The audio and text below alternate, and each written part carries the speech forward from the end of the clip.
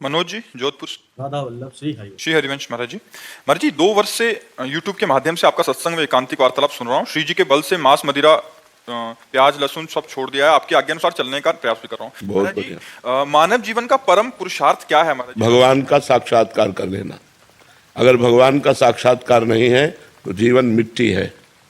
क्यों? क्योंकि जब हमारा शरीर छूटेगा तो ना परिवार हमारे साथ जाएगा, ना बैंक बैलेंस साथ जाएगा, ना हमारा कोई मित्र साथ जाएगा, ना हमारा कोई पद साथ जाएगा, ना हमारा शरीर हमारे साथ जाएगा तो किया हुआ भजन साथ जाएगा, किया हुआ पाप कर्म या पुण्य कर्म ये साथ जाएगा। तो हम पाप कर्म तो कर ही रहे हैं, क्योंकि धर्म का ज्ञान नहीं है तो हमसे पाप कर्म हो ही रहे, थोड़े बारे पुण्य हो रहे। तो मनुष्य जीवन यदि भगवत साक्षात्कार नहीं कर पाया तो पाप पुण्य के फलस्वरूप नरक स्वर्ग भोगता रहेगा, उसका आवागमन नहीं मिटेगा। साधन धाम मोक्ष कर द्वारा पाई न जे परलोक संभारा। ये मनुष्य जीवन परलोक संभालने के लिए कि हम ऐसा भजन करें कि अपने गृहस्थी के कार्य करते हुए, नाम जप करते हुए, अच्छे आचरण करते हुए भगवान को प्राप्त हो। अगर भगवान को प्राप्त नहीं हुए तो ये आवागमन जो है ना, कभी सुअर बनना, कभी कुत्ता बनना, कभी अन्य योनियों में जाना, क्या क्या कष्ट भोगना है। इसलिए नाम जप जरूर करो। मनुष्य जीवन का लक्ष्य है नाम जप करके भगवत प्राप्ति करना। और नाम जप के लिए बैठने की जरूरत नहीं। फावड़ा चलाते हुए, व्यापार करते हुए, नौकरी करते हुए, गोली चलाते हुए, युद्ध करते हुए भी हम नाम जप कर सकते हैं। तस्मात् भगवान कह रहे सर्वदा सर्वकालेषु माम निस्मर युद्ध च। मेरा स्मरण करते हुए, युद्ध माने अपने कर्तव्य कर्म को करो, इसी से भगवत प्राप्ति हो जाएगी। और मनुष्य जीवन का लक्ष्य भगवत प्राप्ति। बड़ा दुर्लभ मनुष्य जीवन है, इसे लोग समझ नहीं रहे। शराब पीकर, मांस खाकर, पराई बहन बेटिया की तरफ गंदी दृष्टि करके अपना जीवन नष्ट कर रहे हैं। खूब नाम जप करो, अच्छे आचरण करो, इसी से भगवान प्रसन्न होते हैं। शालिनी सिंह जी। श्री हरिवंश महाराज जी। महाराज जी, भूरी सखी जैसा विरह प्रेम कैसे प्राप्त होगा साधक को? भूरी सखी जैसा आचरण हो जाए तो ऐसे विरह हो जाए। 24 घंटे में भूरी सखी जी एक बार सेवा कुंज जाते थे, उनका नाम भोलानाथ जी महाराज है। और जो चने बंदरों को फेंक दिए जाते थे, बंदर नहीं खाते थे, ठुड्डी जो, वो बीन कर एक मुट्ठी 24 घंटे में वो पाते और यमुना किनारे बैठे राधा राधा राधा राधा। तो ऐसा विरह हुआ कि वो चिल्ला चिल्ला कर बस रोने लगे श्री जी की प्राप्ति के लिए। इतना रोते कि ब्रजवासी जन श्री जी से कहते कि लाडली जू या बाबा को मिल जाओ, या बाबा को दर्शन दे दो। बस हर समय आंसू चलते रहते। तो ये तो लाडली जू जिस पर कृपा करें तो भूरी सखी जैसा प्रेम आवे, पर वैसा आचरण भी हो। 24 घंटे में एक मुट्ठी चना खा करके जीना, आप सोचो कैसा। यहाँ बाल भोग में उतना हो जाता है, दोपहर के राजभोग, शाम खूब खान पान मस्ती, तो रोना कहाँ आएगा प्रिया प्रीतम के लिए। जब हम कष्टप्रद जीवन व्यतीत करते हैं तब भगवान के लिए रोना आता है। अगर हम सुख सुविधाओं का भोग करते हैं तो इसी में मन राजी हो जाता है। रोना कहाँ आता है? रोना तब आता है जब शुद्ध शतोगुण हो, रजोगुण तमोगुण का नाश हो गया, तो वो भगवान के दर्शन की लालसा होती। और जब भगवान के दर्शन की लालसा होती तब जिया नहीं जाता।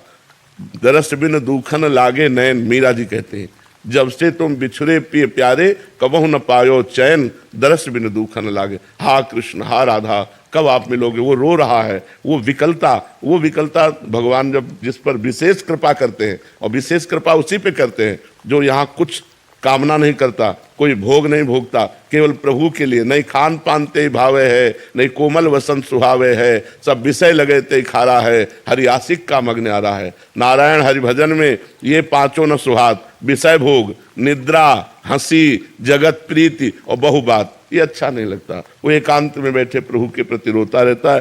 तो श्री जी से मनाओ कि भोरी सखी के प्रेम का एक किनकई मिल जाए हमें।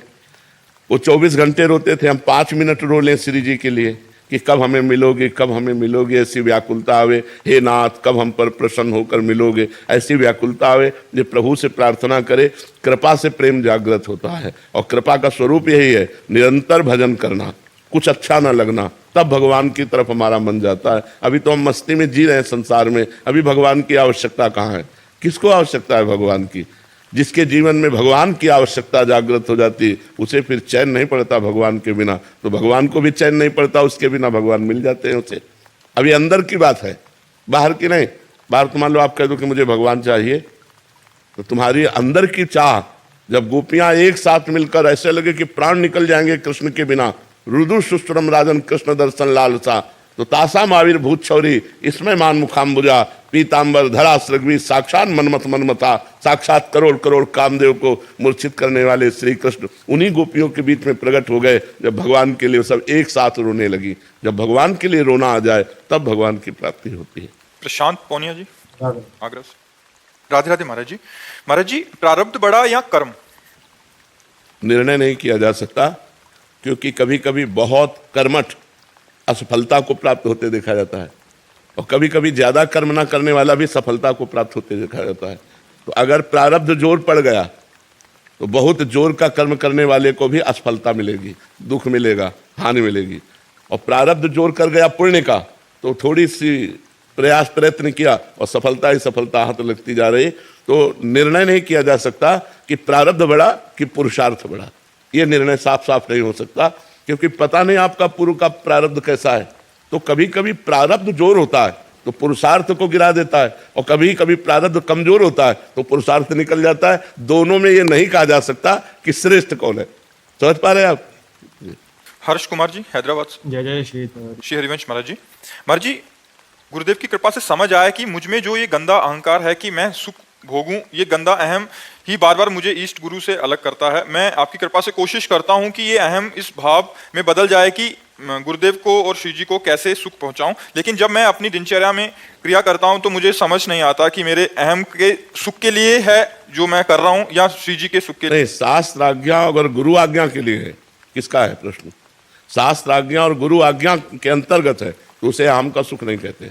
वो हम आज्ञा पालन कर रहे हैं, अपने कर्तव्य का पालन कर रहे हैं। और जब शास्त्र और गुरु आज्ञा के विपरीत तो फिर वो अहम का है। इसीलिए आयस लिए चले निज दासी, मन क्रम वचन त्रिशुद्ध सकल मत, हम श्री हरिवंश उपासी। आज्ञा के अंतर्गत होना चाहिए। शास्त्र आज्ञा सदगुरु आज्ञा के अंतर्गत जीवन है तो उसे अहम में जीवन नहीं कहते। जैसे मानो आप अपनी इच्छा से वृंदावन की परिक्रमा दे रहे हो तो शास्त्र आज्ञा है कि वृंदावन की परिक्रमा देना चाहिए, तो उसमें हम अपने अहंकार को पुष्ट नहीं करते। उसमें भगवान की बड़ी कृपा कि शास्त्र सम्मत बात वृंदावन की परिक्रमा हो गई, भजन हो रहा है, गुरु ने आदेश किया है, जीवन पवित्र रखना चाहिए, ये शास्त्र आदेश कर रहे हैं, गुरु आदेश। इसमें अहंकार की गुंजाइश ही नहीं है। ये तो हम आज्ञा का पालन कर रहे हैं। अहंकार की गुंजाइश तब होती है जब हम संत और शास्त्र गुरु आज्ञा के विपरीत चलते हैं, तब अहंकार बढ़ता है। ऐसे अहंकार नष्ट होता है। जब हम आज्ञा में चलते हैं तो अहंकार नष्ट हो जाता है।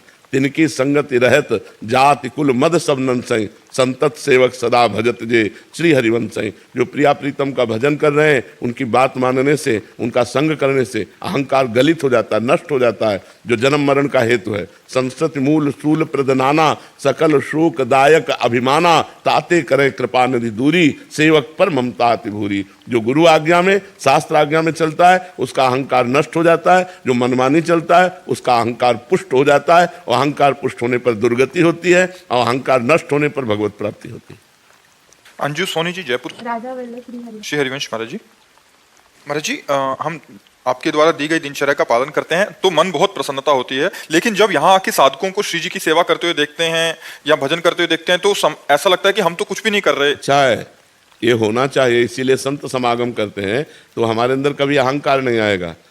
जैसे ऊंट है ना, वो अपने को जब गाय भैंस के बीच में देखता है तो बहुत बड़ा मानता है, लेकिन जब हाथी पहाड़ इनको देखता है तो उसका अहंकार नष्ट हो जाता है। तो ऐसे ही हम 2-4 माला कर लिए, थोड़ा आज्ञा पालन करें तो हमें लगता है हम भक्त हैं, लेकिन जब हम भक्तों को देखते तो हमारा कहते ना ऊँट जब पहाड़ के नीचे आएगा तो उसको पता चलेगा। तो ऐसे ही जब हम महान संतों को देखते, भजनानंदी साधकों को, तो हमारा अहंकार गलित हो गया कि यार इनके आगे क्या, ये तो रात दिन श्री जी की सेवा में भजन में लगे। इसीलिए साधु संग किया जाता है, उसी के कारण अभिमान नष्ट होता है। जो साधु संग करते हैं वही कारण है जो हमारे अभिमान को नष्ट करे, अन्यथा नहीं। अभिमान नष्ट होता ही संतों के संग से। क्या यार तपस्वी इतने ब्रह्मचर्य से रात दिन भजन में लगे हुए, संसार से मतलब नहीं, हम लोग तो कहाँ इनकी बराबरी कर सकते हैं, अहंकार नष्ट हो जाता है। सुजीत जी। श्री हरिवंश गुरुदेव। श्री हरिवंश महाराज जी। गुरुदेव भगवान, जैसे मनुष्य शरीर का निर्माण संचित कर्म के कुछ शुभ और अशुभ निकालकर हुआ है जिसे प्रारब्ध कहते हैं, ऐसा जानने को मिला। गुरुदेव, अब क्या वो सिर्फ प्रारब्ध ही भोगना है या संचित और भजन विहीन क्रियामान का उस मनुष्य के अगले जन्म का निर्माण? हाँ, भजन विहीन, जो भजन नहीं कर रहा है उसका प्रारब्ध भोग होगा, और मन मलिन होने के कारण, भजन ना होने के कारण उससे फिर शुभ अशुभ कर्म बनेंगे और वो पुनरपि जननम पुनरपि मरणम पुनरपि जननी जठरे शयनम। यदि भजन शुरू कर दे, भगवान की शरण में हो जाए तो उसके संचित भस्म हो जाएंगे और क्रियमाण सुंदर सुधार हो जाएगा और प्रारब्ध का भोग कर लेगा, वो भगवत प्राप्त हो जाएगा। अगर भगवान की शरण में होकर निरंतर भजन किया जाए तो इसी जन्म में हम अपने संचित को भस्म कर देंगे, क्रियमाण को निष्फल कर देंगे, प्रारब्ध को भोग लेंगे और भगवान की प्राप्ति कर लेंगे। लेकिन जो भजन विहीन है उनका तो बार बार जन्म मरण चक्र अनादिकाल से चला रहा है और अनादिकाल तक चलता रहेगा। इसीलिए मानव जीवन मिला है साधन धाम मोक्ष कर द्वारा।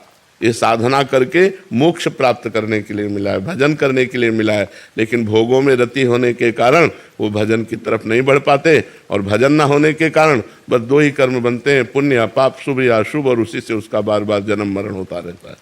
पूजा